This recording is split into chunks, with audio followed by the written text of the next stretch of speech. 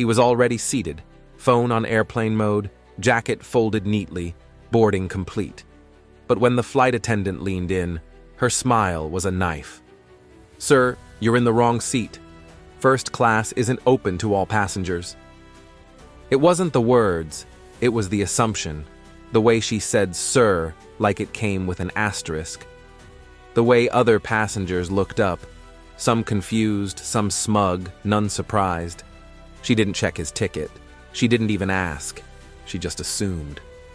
And that one moment, it didn't just humiliate a man. It shut down an entire airline. In the next few minutes, you'll hear the true story of a black CEO, a blatant act of racism mid-flight, and one phone call that brought a billion-dollar company to its knees. You'll experience the arrogance, the silence in the cabin, the quiet fury of a man with real power, and how justice doesn't always wear a uniform. Pay close attention. There's a brief quiz at the end asking, how many times did we mention Jamal Carter in the story? It's just for fun. Get it right within 7 days for a chance at our shoutout post. Watching late? Answer anyway. We might still surprise you. Drop a comment, hit like, subscribe now, and turn on the bell for more stories that expose, empower, and inspire. Let's meet the man they tried to shrink to a stereotype. Jamal Carter, a founder, a Fortune 100 board member, and a quiet man with a billion-dollar Rolodex. But none of that mattered the day a flight attendant decided his skin tone didn't match her definition of first class. It was a crisp Wednesday morning out of LAX. The tarmac shimmered in the distance, jets roaring like titans stretching their wings. Jamal Carter had wrapped back-to-back investor meetings and was headed to New York for a last-minute media appearance. Dressed sharp, charcoal suit, navy tie, leather briefcase tucked at his feet, Jamal slid into seat 1A, pre-boarded like any top-tier platinum traveler. He sipped water, opened his tablet, and tuned out the chaos of boarding until he felt it. That pause, the kind that's silent but sharp, a presence by his side. He looked up. "Excuse me, sir," the flight attendant said, lips tight. "I believe you're in the wrong seat." Jamal blinked. "This is 1A, correct?" he asked calmly. "Yes, but first class is reserved." He raised an eyebrow. "I'm aware, that's where I'm seated." She didn't ask for his ticket. She didn't verify the manifest. She just stood there, waiting for him to move. From behind her, a businessman with graying temples leaned forward. "He's probably meant to be in the back." A few passengers chuckled, quiet, ugly. Jamal didn't flinch. He simply pulled out his phone and handed it over. Boarding pass. Digital. Verified. Seat 1A. The attendant's face twitched. She tried to play it off. "Oh, must have been a mistake in the system." But the damage was done. She walked away. He stayed seated. Until 10 minutes later, a supervisor arrived. This time, it wasn't a request. They asked him, loudly, to please step aside for a seat reassignment due to a system glitch. It was no glitch. It was displacement. Passengers were now whispering. Someone filmed it. Another looked away. Jamal stood up, but not to leave. He opened his phone. Airplane mode off. One call. That's all. It rang twice. "Hey, Frank, you still own 11% of this airline?" Pause. "Good. I'm about to send you a video. Watch it, then pull your shares. We'll talk in 30. He sat back down. In 1A. And the plane? It did not take off on time. Within the hour, their stock was trending. The airline's official account tweeted an apology before takeoff. The CEO of the airline called Jamal 3 times before they hit cruising altitude. Passengers were refunded, crew members were rotated out, and by the next morning, headlines read, "Black CEO denied first-class seat, sends airline into crisis with 1 call." His name? Jamal Carter. And sometimes justice is quiet, but unstoppable. Jamal Carter didn't sleep on the flight. Not because of the confrontation. He'd endured worse. but because silence after humiliation is never peace. It's strategy. As the plane cut across the Midwest sky, turbulence barely stirred the coffee in his cup, but the ripple inside him, the restraint, brewed deeper than caffeine ever could. He hadn't spoken to the flight attendant again. She avoided him now, buzzing past with her tray and her hollow smile like he'd grown invisible or radioactive. Passengers had begun to whisper less and watch more. Some nodded silently at him, embarrassed by their earlier complicity. Others still refused to meet his eyes. But Jamal wasn't looking for apologies. He was watching patterns. 30,000 feet below, in a Manhattan boardroom, things were shifting. Frank Belmont, billionaire investor, airline stakeholder, and an old ally from Jamal's earliest startup days, had pulled strings before. But this time, he'd yanked a fuse. By the time the wheels touched down in New York, 3 executives were already on administrative leave. The airline's PR team scrambled to draft apologies, blaming internal miscommunication and policy oversights. But Jamal hadn't spoken publicly. Not once. Not yet. And that silence? It screamed louder than any press release. At baggage claim, a stranger approached, young, nervous, maybe mid-20s, black, tie askew, security badge clipped to his belt. "Mr. Carter?" he asked, voice cracking. Jamal looked up from his phone. "I'm sorry to bother you, sir. I just wanted to say thank you for not backing down. I work ground operations, stuff like that. Happens more than people think." Jamal studied the young man. He didn't offer a smile, just a nod. "Don't thank me," he said. "Just make sure they don't bury it." The kid swallowed hard, then walked away. His name tag said, J. Holloway. Later that evening, Jamal sat in a soundproof studio, lights low, camera off. This wasn't CNN. It wasn't even public. It was a private recording for a closed shareholders meeting at the request of the board. Jamal's presence at the table had always been tolerated. Now it was scrutinized. A monitor blinked green. "Whenever you're ready," a voice said through the speaker. Jamal leaned in, calm but precise. His tone, cold steel wrapped in silk.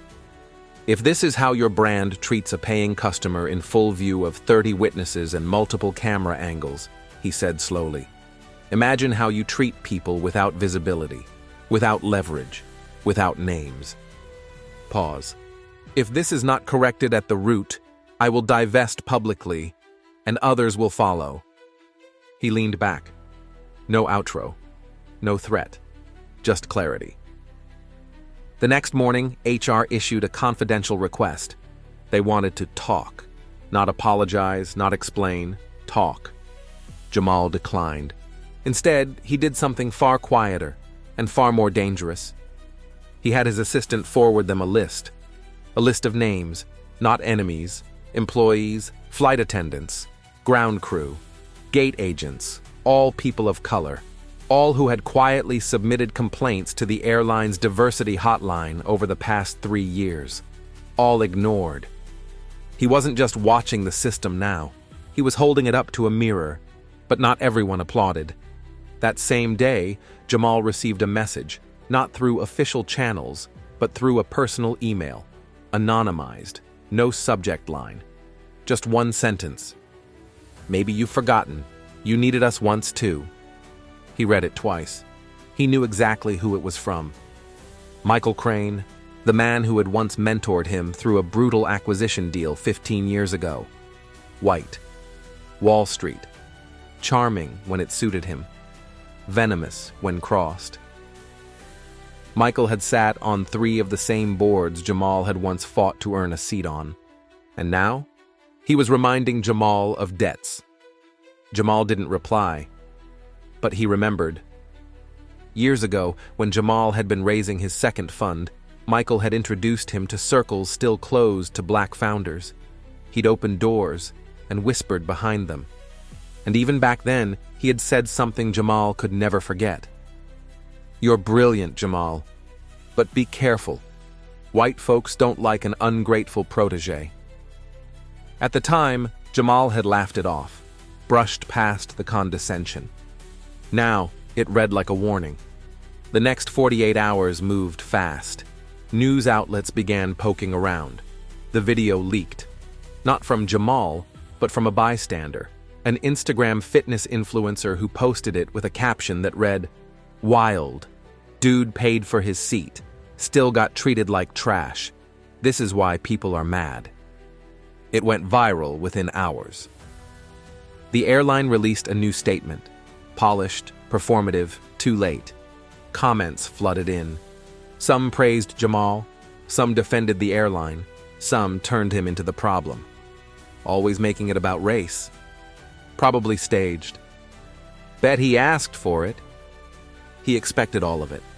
But what he didn't expect was the silence from those closest to him. One name in particular, Vanessa, his vice president of strategy, his longest-serving colleague, Harvard MBA, mixed race. Smart, articulate, and apolitical. She hadn't said a word. No check-in. No, "You okay?" Not even a Slack emoji. So he called her. "Didn't expect to hear from you," she said, voice clipped. "I noticed," he replied. A pause stretched between them. "I'm staying out of it," she said. "I can't afford to be your spokesperson right now." "I didn't ask for that." "No," she said flatly. "But you made it political, and you dragged the whole company in with you." Jamal exhaled. Not with anger, with clarity. "I didn't drag anyone. They pushed me. I just stopped moving." She didn't respond. She hung up. 2 nights later, Jamal was invited to a private gala. Not publicly, of course. The invitation came discreetly, slid into his penthouse mailbox by courier. Black envelope, silver print. No return address. Inside, the event promised a gathering of elite tech and finance leaders. Off the record, no press, masks required, phones sealed at the door. It wasn't a celebration. It was a check-in, an unspoken ritual where power players reminded each other who still mattered. Jamal didn't want to go, but he did. At the gala, Michael Crane was waiting. Not with a smirk, not with a handshake, but with a chair pulled out, next to his own. "Figured you'd show," Michael said. Jamal sat down slowly. Around them, champagne bubbled. Murmurs swirled like perfume. Michael leaned in. "You're smart," he said. "Always were. But this whole public revolt, it's messy. Makes people nervous." Jamal didn't blink. "Good." Michael chuckled. "That's not how you win." "I'm not trying to win. I'm trying to remember. What I came from. What I represent. What they still think of us." Michael sipped his drink. "This won't end the way you think." "I know," Jamal said, "but it won't end the way you think either." And then came the twist. As Jamal turned to leave, he spotted someone across the ballroom. Not a banker, not an investor. Jay Holloway, the ground operations employee, the kid from baggage claim. But now, wearing a suit, talking to one of the board advisors. Jamal blinked, approached quietly. "You clean up well," he said, arms folded. Jay Holloway turned, nervous, guilty. "I didn't know you'd be here," the young man stammered. "Neither did I," Jamal replied, eyes narrowing. Pause. Then Jay said something that stopped Jamal cold. "I didn't come to thank you, I came to warn you. They're framing you as a disruptor, someone who threatened the airline's stability. You made enemies, Mr. Carter. Big ones." Jamal Carter didn't flinch, but inside something shifted. Not fear, calculation. He looked at Jay Holloway.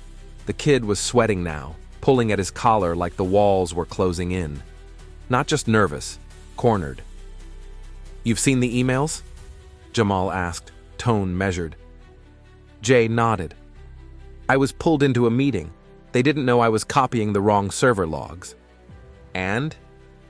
"They're trying to pin it on you."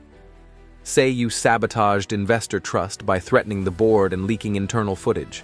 They're building a case, not for the press, for litigation. Jamal breathed out slowly. This was beyond character assassination. This was corporate exile. He reached into his pocket, pulled out a business card, thick, embossed, matte black. You hand that to no one. Not HR, not your friends, not even your reflection. When things get worse, and they will, call the number on the back. Ask for Ren. She'll handle your safety. Jay blinked. You're serious? I've seen companies erase people, Jamal said. They don't fire you. They unwrite you. By the following morning, battle lines had silently formed. Publicly, everything looked calm. The airline stock had even bounced back slightly. The board had released a statement praising their commitment to inclusivity and thorough internal review procedures. But behind closed doors, Jamal's name had become radioactive. Every calendar invite from internal partners now came pending confirmation. Calls from once loyal collaborators went unanswered. And Vanessa? Still silent. Jamal could feel it happening in real time, the slow dismantling of his seat at the table. So he stopped asking for seats. Instead, he started calling in debts. 3 private equity partners, 2 former acquisition lawyers, 1 ex-CFO from a fintech unicorn he had personally saved from collapse. He called them, one by one, no threats, just facts. I need a favor. I need a second look at the airline's vendor contracts. I need a copy of the complaint history tied to cabin crew 4471. The responses varied. Surprise, hesitation, fear. But every one of them complied. Because Jamal Carter didn't raise his voice, he raised pressure.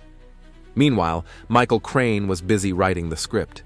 He'd positioned himself as the airline's savior, claiming to mediate tensions and manage Jamal's reaction, all without a single meeting with Jamal himself. He knew exactly what he was doing, engineering the perception that Jamal had become unstable. It was subtle, a leaked memo about personal grievances influencing board dynamics, a whispered rumor about Jamal's aggressive negotiation style, and finally, an anonymous op-ed that questioned whether public pressure should ever trump operational policy. The knife wasn't in Jamal's back. It was in his shadow. Jamal's next move wasn't public. He flew, this time commercial, coach, window seat. No press, no PR handlers, just him and a carry-on. Destination, Atlanta. Reason, his mother. She hadn't been told about the incident. She didn't follow Twitter. She still mailed checks. But she sensed it, the weight in his voice during their last call. She opened the door wearing an apron, sauce on her wrist, the smell of garlic and collard greens swirling into the porch air. "You finally slowed down," she said, wiping her hands. "Sit. Eat." He did. For the first time in weeks, he sat in silence. No boardrooms, no back-channeling. Just her eyes, reading him like the Wall Street Journal never could. "I know that look," she finally said. "What look?" "The one you wore after that first investor meeting. The one where they said you were too ambitious." She poured tea without asking. "You were scared they were right." Jamal looked down. "They're trying to make me disappear." She didn't blink. "Let them try," she said. "You built you, not them." Back in New York, the walls tightened further. Vanessa finally resurfaced, but not to apologize. She'd scheduled a compliance review with HR about Jamal's recent data requests. Not illegal, but suspicious. Jamal confronted her in the hallway after the meeting. "You really going to pretend this is about protocol?" he asked. She looked him dead in the eyes. "You made it about you, Jamal. Not the company, not the mission, just you. And what's so wrong with that?" She hesitated. "Nothing," she said. Except now I have to decide between protecting my job or protecting you." She turned and walked away. No compromise, no middle, just self-preservation. By Thursday, a quiet ultimatum arrived. An internal letter, not signed but traced to legal. It stated that Jamal's presence was creating undue stress among staff, complicating external partnerships, and affecting the brand. They didn't ask him to resign, they dared him not to. He sat in his office reading the letter, the blinds half drawn, city lights bleeding into the carpet. He could walk, leave with his dignity, let them spin their story and rebuild somewhere else. But that's what they expected. Instead, Jamal stood up, loosened his tie, and stared out at the skyline. "This isn't war," he muttered. "It's maintenance. I'm cleaning the rot." That night, he made another call to someone he hadn't spoken to in 5 years. Her name was Rachel Lynn, former chief auditor for a European airline, now retired. Fired quietly after uncovering a pattern of racial profiling in elite passenger treatment protocols. Jamal had read her report. No one else had. "Rachel," he said as she picked up, surprised, "I need you to look at something. I think this problem goes deeper than me." She agreed without hesitation. "Send it all," she said. "Let's see how much of their house is built on buried noise." Friday morning came with a sting. His assistant, loyal, brilliant, kind, was let go. No warning. Official reason? Position redundancy. Unofficial reason? She'd helped coordinate his document pulls. Jamal confronted HR. They shrugged. "Budget cuts," they said. "You understand." He walked out of the meeting with fists clenched and lungs on fire. And then, a voicemail from Frank Belmont, the investor, the friend, the one who'd pulled the first string. "Jamal," the message said, slow and rehearsed. "There's pressure now. Too many calls. I'm going to have to distance myself, temporarily. I hope you understand." Click. Another one, gone. That evening, Jamal held a press conference. Not at a podium, not in a ballroom. From a parking garage, streaming live, no filter, no network edits, just raw, uncut speech. He didn't name the airline. He didn't name the board. He just told the truth. How systems smile while they punish, how silence becomes complicity, how power doesn't always look like shouting. Sometimes, it looks like withholding the truth. He ended with one sentence. "If I disappear from their version of the story, remember mine." The stream ended, the internet exploded, and then came the most unexpected betrayal of all. The following morning, a new headline ran. Former executive claims Jamal Carter violated insider policies, new documents leak. The author? Vanessa. She'd given them internal memos, out-of-context messages, even private boardroom quotes. The article didn't accuse Jamal of a crime. It questioned his judgment, his fitness to lead, his emotional volatility. By noon, Jamal's name was trending. By 5 p.m., shareholders had called an emergency meeting. And at 11:42 p.m., a message arrived in Jamal's inbox. No subject, no name. Just a screenshot of a new seat manifest for Flight 2277, the same route where it all began. Row 1, Seat A, reserved for Crane, M. Under it, one note, "They've put him back in your seat." In a world that applauds silence when it's convenient and punishes truth when it's uncomfortable, Jamal Carter chose to stand anyway. Not for a headline, not for revenge, but for a truth too many are still forced to swallow quietly. That dignity, once denied, demands a reckoning. They took his seat, but they couldn't take his voice. And that echoes far beyond any cabin. If this story moved you, comment below what moment hit you the hardest and answer the quiz at the end. Get it right within 7 days for a chance at our shoutout post. Watching late? Answer anyway. We might still surprise you. And if you love this kind of emotional story, the next one is already waiting for you. Click the video that will show on your screen soon. We'll meet you there. Don't forget to like, comment, subscribe, and turn on the bell so you never miss what happens next. Quiz. How many times did you hear the name Jamal Carter in the story?